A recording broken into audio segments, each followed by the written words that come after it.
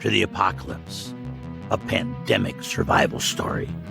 Season 1, Episode 20, The Road Ahead.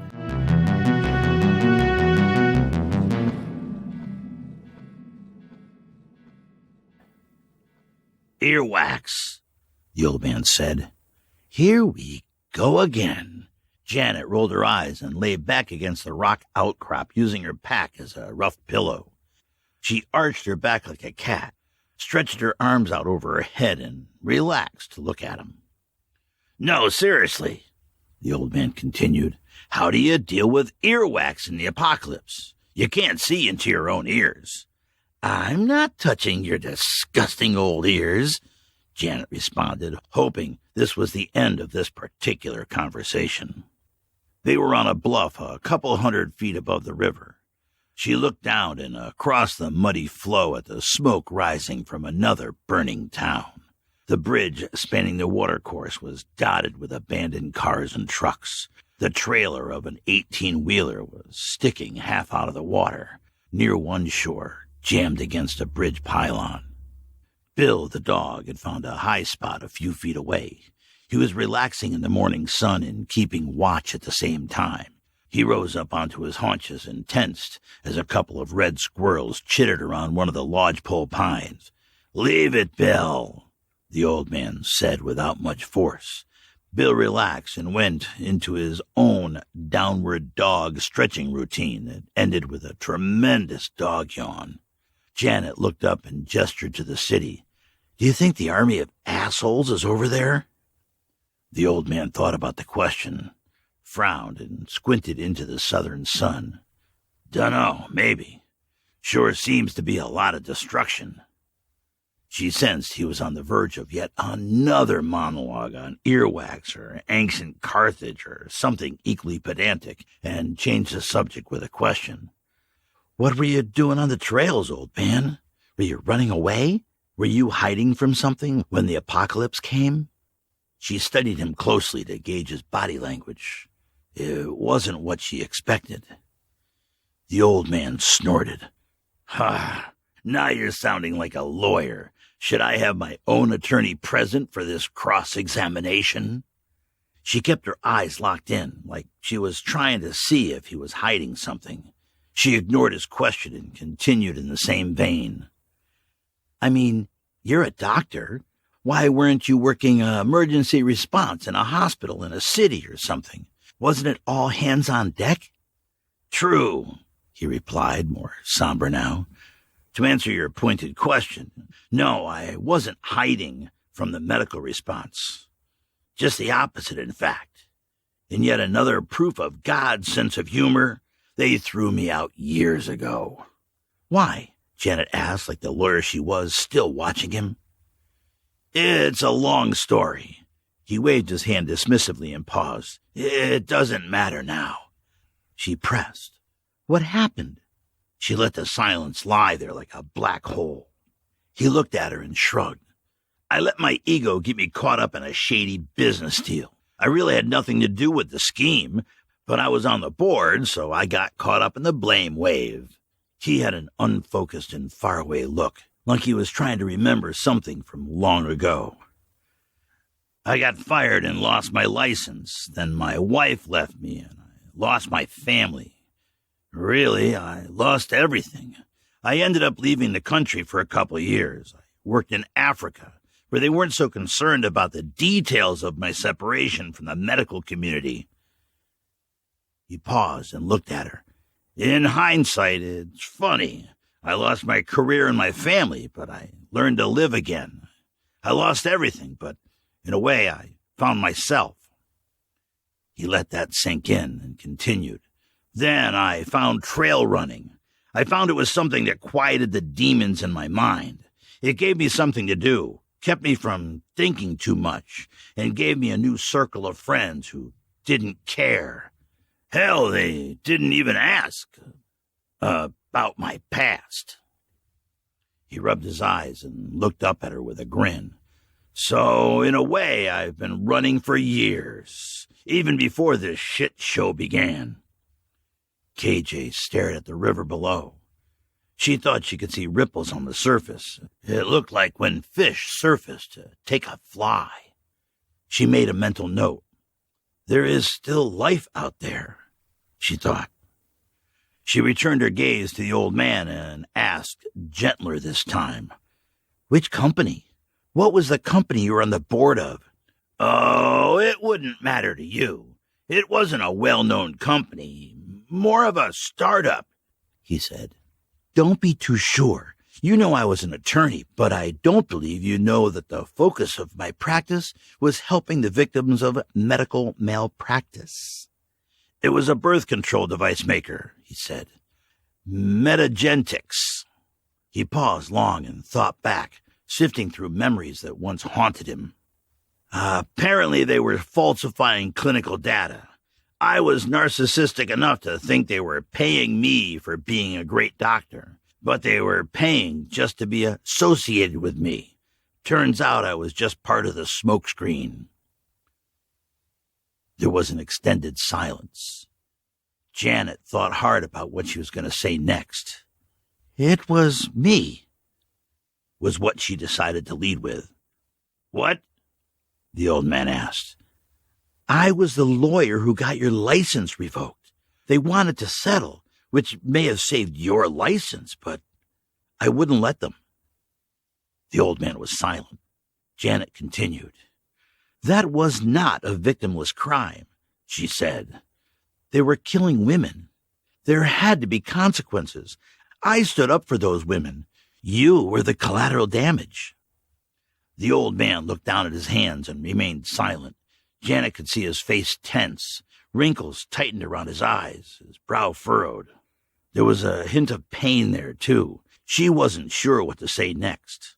"Look, I'm not sorry I stopped those men from killing women, but I am sorry you lost your family."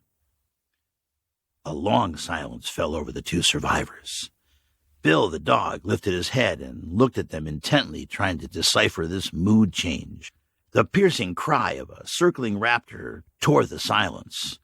Bill looked up at it. Finally, the old man sighed and dropped his head. "Thank you," he said softly. "You didn't have to tell me, so thank you." He took a deep breath, blew it out long and slow, and continued.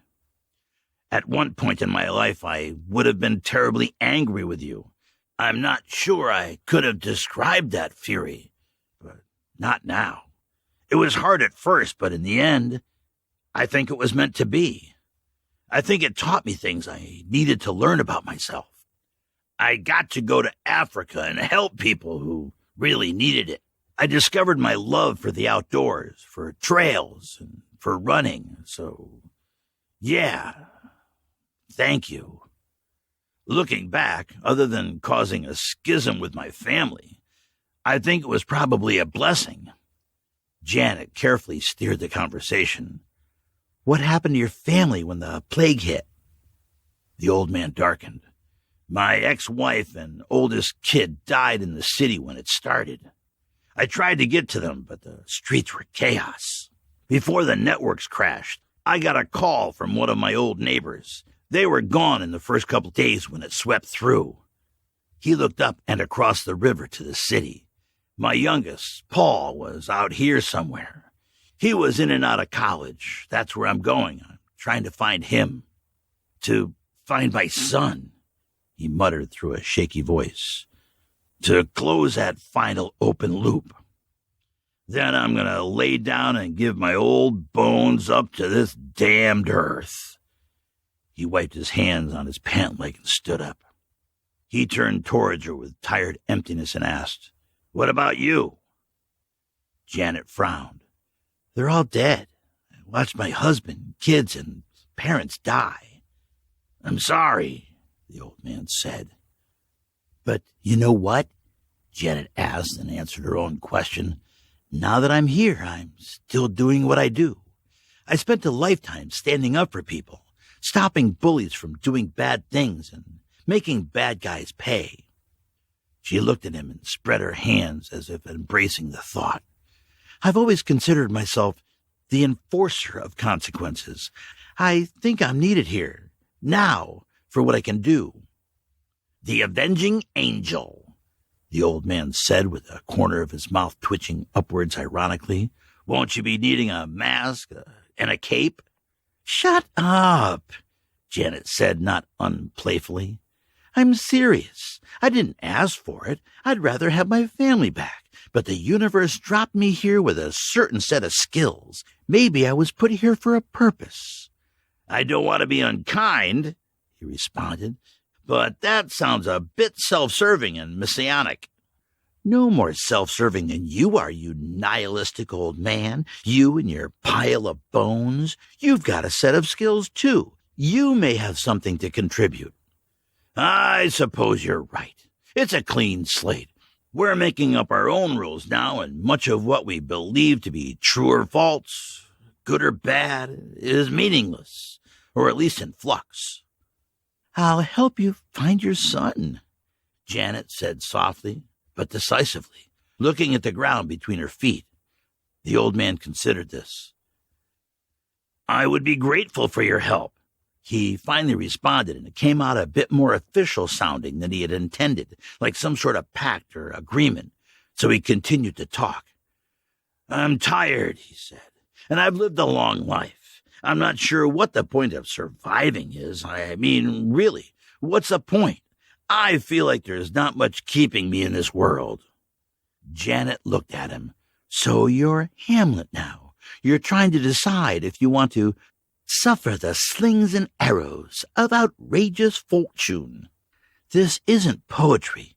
We're all tired. It's the apocalypse. We're tired. We're dirty. And we're all walking a tightrope between sanity and insanity without a net. She turned her attention to the burning city and continued, But this is bigger than us. There's an opportunity here. We can make a difference. We can be agents of good against this shitty tsunami of evil. The old man hesitated, but then started, as if he were telling a story. The last time I saw Paul was a couple of months ago. We hadn't talked for years. My family broke off contact when I lost my license. I was a pariah, and they moved on without me. Then, less than 6 months ago, out of the blue, Paul reached out to me and wanted to meet, to talk. I traveled down here to meet with him. When I walked into that coffee shop, he was so different from the kid I remembered. He had grown into such a man, so smart and confident, but at the same time, I could sense that he was scared to see me, and angry, still full of anger. It wasn't an easy conversation. There were hard words, there were tears. It ended with shouting, and we both said some regrettable things. He said he didn't need a father, didn't want a father. He stormed out. There's a lifetime of unfinished business there. I'd really like a chance to make it right. If he'd let me, if he's still alive, if he's out there. The old man's voice trailed off. His words hung for a moment in the sounds of birds and of the wind blowing through the dry branches above. Janet broke the mood, like the popping of pine pitch in a campfire. Okay, she said brightly and sat up. Then we'll just have to go find him. This smart young man of yours. We'll find him and invite him to join our team. He'll help us turn the tide. When did you get such a positive attitude? The old man asked. I just saw you shish kebab a dude with a hunk of rebar. Now you're some self-styled Wonder Woman who's going to help me find my son? He looked down and watched a flock of plovers dip in a synchronous dive across the river. But I'll take you up on your offer. It's not going to be easy. We're going to have to get across the river. I'm not sure we should use the roads or the bridges. That's a natural choke point for anyone who wants to control the movement of survivors. Good place for a trap, Janet agreed. Potentially, the old man confirmed. The king and his army aren't going to be a one-off phenomenon. There'll be scared, half-crazy survivors clinging to any narcissistic tyrant who thinks he is a new kingdom god. Then how come you don't have a following? Janet said wryly. The old man laughed. I do. I've got a dog and a psychotic cutthroat lawyer. My point is, we are going to come across people and situations that are true manifestations of your tsunami of crap. Tsunami of evil, she corrected him. Sure, whatever. I'm just saying you'd better be willing to strap yourself in because the ride is about to get bumpy. Can't be worse than that cart you pushed me in. That bumpy ride was a metaphor. Don't they have metaphors in your superhero world? He asked. She held up a hand. I know what you mean, old man. I know we're in a pile of crap here, but I'm in. Look, you and me, even Bill, we're already dead. We're just dust in the wind. Today is all we've got. Let's not worry about what's going to happen next week. Let's go forth and do what we can. He looked at her a bit surprised, but nodded his head in sullen agreement. Okay, we'll take it as it comes. He sat back down and watched a pair of eagles riding the thermals over the river. Their wings twitched in the air currents as they subtly maintained their direction and altitude. They weren't fighting the air. They were riding it, accepting it. The old man breathed in and lowered his gaze slowly to the river. Brown smoke curled up towards them from a structure on the opposite bank. He thought he could see bodies on the flat of the bridge nearest to them, dark stains spreading outward as they melted into the dust of the bridge road. Out there was the unknown. Out there was more death, more crazy, more bad men, more evil, and Paul. Paul was out there. The old man could feel that now with an undeniable paternal certainty. Paul was out there, and together, they would find him. Just then a line of vehicles emerged from the smoke heading towards the bridge. Janet looked at the old man and said, Come on, old man. It's time to move.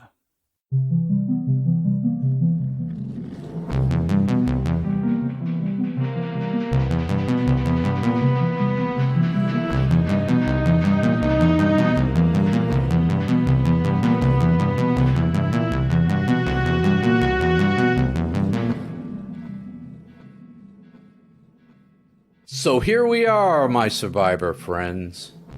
The end. But it's not the end. Think of it like those old science fiction movies where they'd put up the words, the end, and then they'd tag a question mark onto the end, so it would be, the end?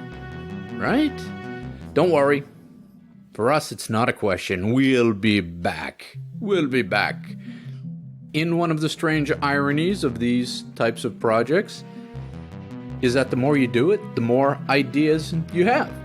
It's sort of a perpetual motion machine. And also because I'm super psyched. No, really, I am so pleased with the way this season came out. I am in love with these characters and these character arcs. I'm in love with this universe that we've created. And I'm in love with Robert's audio performance. It really came together and beat all my expectations. So I'm really happy with this. And you, yes you. Nothing happens unless somebody shows up, my survivor friends. So I'm so grateful for your attention. And especially in this world we live in that is so attention scarce, I'm really grateful for you. So thank you. And I just went over to Acast and checked. We're about 13,000 plus downloads, which is amazing. Thank you to all of you who have left a review or shared the show with your friends. And I hope you've noticed, I don't know if you have, but I hope you noticed that I've tried to keep the narrative smart. Right? They always say when you're writing, right, they give you this advice to say, write for a first grade level or a sixth grade level. I'm like, no, I don't want to do that. People are smarter than that. So we're not just stringing together action and dialogue, right? We're assuming that you folks don't need me to explain everything. I can reference history. I can reference philosophy. I can reference literature. And you're going to get it. You're going to understand it. So again, thank you for showing up and being a smart audience. So reach up your right hand, reach over and pat yourself on the back. You earned it. And hopefully you liked episode 20. I know it was dialogue heavy. Tough episode for Robert. I think he came through. I needed to fill in some gaps and cement the journey of these characters, these 3 characters. So coming up in Season 2, we'll introduce some new characters. We'll raise the stakes as this universe starts to coalesce into centers of gravity, and we figure out what's going on. So this week I did a super fun interview with Mike. Mike interviewed me. Mike has a podcast called the Apocalypse Post podcast, and links are in the show notes here. So I talked to Mike, and we had a blast talking about the characters in the show. And I'm gonna ask Mike when he posts that to give me a recording of it, and we'll stick it on this feed here as well, so you can listen to it. So look for that coming up. And hey, Mike, thanks for having me. If you're listening, so Mike's universe is more of a Mad Max universe. Think Mel Gibson, right? Mad Max. And I remember Mad Max. I was alive then. And I think I saw The Road Warrior first, and I was hooked, right? And The Road Warrior was Mad Max 2. And The Road Warrior had everything a good apocalypse movie should have, right? An excellent anti-hero, there were stakes, there was a dog, there was lots of action in the wastelands. It was a great movie. Road Warrior was just a great movie. I loved it. And Mad Max was a pretty good movie, too. The original Mad Max movie, it cost $200,000 for these guys to make the original Mad Max movie down in Australia. And you know how much money they made? $13 million, which makes that one of the most profitable movies of all time. So I guess there is money to be made in the apocalypse. So anyhow, Mike and a few thousand others, they get costumed up like Mad Max characters, and they go out into the desert to a festival called the Wasteland Festival. So if we've got any Wastelanders listening, welcome. Thanks for spreading the word. Have fun this year. You finally get to go back out in the desert. It's post-pandemic. Ironically, we had to wait till the end of the pandemic to enjoy your apocalypse. It's coming up, 10 weeks. Have fun. And I'll give you a little fanboy trivia on Mad Max. So in The Road Warrior, there was a character, a role called Warrior Woman. And that was played by an actor named Virginia Hay. And she, this is the trivia part, she was also the blue-skinned alien Zotozan in that cheesy sci-fi show Farscape that some of you may have watched. I watched most of it. The last season was a little rough. They were kind of mailing it in. I bailed in the last season. So next up, I'm going to hit pause on the show production for a couple months. We're sitting at the middle of August? No, we're sitting in the middle of July, 2021. So let's shoot for starting Season 2 in September if the creek don't rise. And so look for it. Don't delete us. Stay in touch. In the meantime, I'm going to convert Season 1 into a book, ebook, audiobook. If I can swing it, we'll see. I'll be posting various progress updates, progress reports. That's my Canadian accent. Progress reports. I'm not Canadian. Progress reports. And looking for help from people for things like checking my copy and spell checking and all the kind of stuff like that. And I'll put that out on our Facebook page. Old Man Apocalypse. Search for it. Join us out there. As always, I am working to a tight budget, like that first Mad Max film. So if you can go to the Patreon page for After the Apocalypse and throw me some money, it makes everything easier. And just to be fully transparent here, we are not talking about a lot of money. But currently the variable costs per show are about double the variable income per show. And that's fine. I don't mind funding it, but I could use the help. As they say in the startup world, we've got a negative burn rate. And with your help, I can turn that around. And that's it. That's it for this season, my friend. I feel a bit bad. I feel kind of sad having to say goodbye to you all for a couple months. But don't worry. We'll find a way to fill in some of that dead air. So chin up, one foot in front of the other. And above all else, keep surviving.